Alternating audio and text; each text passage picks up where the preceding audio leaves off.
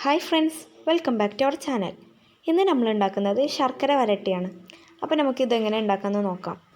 ഇതിനായിട്ട് വേണ്ടത് 4 നേന്ത്രക്കായാണ്. അപ്പോൾ ഇത് പഴുക്കാത്തതാവണം, നല്ല വിളഞ്ഞതും ആയിരിക്കണം. ഇനി ഈ 4 എണ്ണത്തിൻ്റെയും തൊലി നമ്മൾ മാറ്റണം.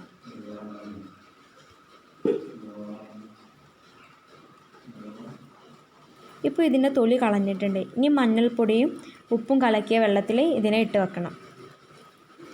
കുറഞ്ഞത് ഇതിനെ 10 മിനിറ്റെങ്കിലും നമ്മൾ വെള്ളത്തിലിട്ട് വെക്കണം. അതിനുശേഷം ഇതിനെ നന്നായിട്ട് കഴുകി ഇതിൻ്റെ ഈർപ്പം മുഴുവൻ കളയണം. ഇനി ഓരോന്നിനെയും നമ്മൾ 2ആയിട്ട് മുറിക്കുകയാണ് ചെയ്യുന്നത്. അതിനുശേഷം ഇതിനെ ഒരു കുറച്ച് കനത്തിൽ മുറിച്ചെടുക്കണം. അപ്പോൾ നമ്മൾ എല്ലാത്തിനെയും മുറിച്ചെടുത്തു. ഇനി ഇതിനെ നമ്മൾ വറുത്തെടുക്കാം. അപ്പോൾ ഒരു ചട്ടി അടുപ്പത്ത് വെക്കുക. ചൂടായി വരുമ്പോൾ ഇതിലേക്ക് വെളിച്ചെണ്ണ ഒഴിച്ചു കൊടുക്കാം. ഇനി ഇതിലേക്ക് നമ്മൾ മുറിച്ച് വെച്ചിട്ടുള്ളതിനൊക്കെ കുറേശ്ശെ ഇട്ട് കൊടുക്കണം. ഇനി ഇതെല്ലാം തിളച്ച് നന്നായിട്ട് പൊങ്ങി വരുമ്പോൾ നമ്മൾ തീ കുറച്ച് വെക്കണം. തീ കുറച്ച് വെച്ച് പൊരിക്കുമ്പോഴാണ് നമുക്ക് ഇതിൻ്റെ ഉൾഭാഗവും പുറംഭാഗവും ഒരേ വേവായിട്ട് കിട്ടുക. ഇത് വെന്ത് വരുമ്പോൾ ഇതിൻ്റെ മുകളിലേക്ക് കുറച്ച് വെള്ളം കുടഞ്ഞു കൊടുക്കുക. ഈ വെള്ളത്തിൻ്റെ പതയൊക്കെ ഒന്ന് അടങ്ങിയ ശേഷം നമ്മൾ ഇതിനെ കോരിയെടുക്കാവുന്നതാണ്. ഇത് നന്നായി തണുത്ത ശേഷം നമുക്ക് ഇതിനുള്ള കോട്ടിങ് തയ്യാറാക്കാം.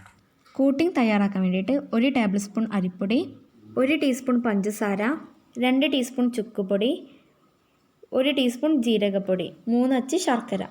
ഒരു പാൻ എടുത്തിട്ട് അതിലേക്ക് ശർക്കര ഉരുക്കിയത് ഒന്ന് അരിച്ചിട്ട് ഒഴിച്ചു കൊടുക്കണം. അതിനുശേഷം നമ്മൾ ഫ്ലെയിം ഒന്ന് ഓൺ ചെയ്ത് കൊടുക്കാം.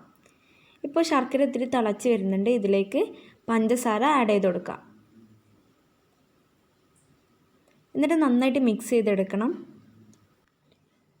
ഇനി ശർക്കരയുടെ സിറപ്പ് ഇതുപോലെ നൂൽ പരുവാകുമ്പോൾ നമ്മൾ ഇതിലേക്കുള്ള ചിപ്സ് ഇട്ട് കൊടുക്കുക. ഇനി ഇതിനെ നന്നായിട്ട് മിക്സ് ചെയ്തെടുക്കാം. ഇനി ഇതിലേക്കുള്ള ജീരകപ്പൊടി അതുപോലെ ചുക്കുപൊടി ഇട്ടിട്ട് നന്നായിട്ടൊന്ന് മിക്സ് ചെയ്ത് കൊടുക്കാം.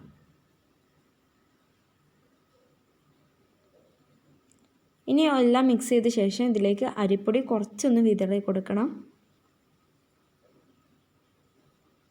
എന്നിട്ട് ഇതിനെ നന്നായിട്ട് മിക്സ് ചെയ്തെടുക്കാം. ഇപ്പോൾ ശർക്കര വരട്ടി റെഡി ആയിട്ടുണ്ട്. ഇനി ഇത് തണുത്ത ശേഷം നമുക്ക് ഉപയോഗിക്കാവുന്നതാണ്.